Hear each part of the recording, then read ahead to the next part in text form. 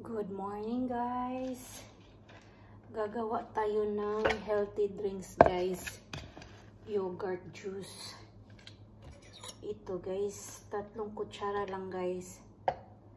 Ang gawin natin ay 2 lang siguro kasi sobrang madami ang laman sa 1 kutsara pala. Gamitin na natin ang juice dito. Ayan guys, may 2 kutsarang yogurt dito sa machine. At ganito lang kadami ang tubig ang ilagay ko. Ayan. Lagyan natin ng kunting asin para may flavor din. Kunti lang.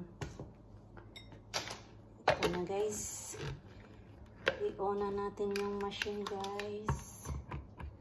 Para makain.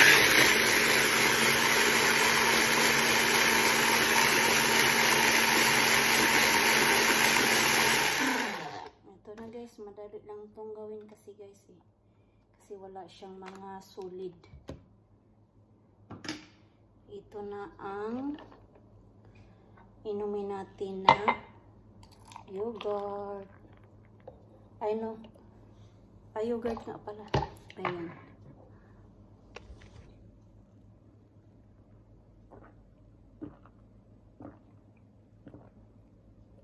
Maganda to sa umaga guys.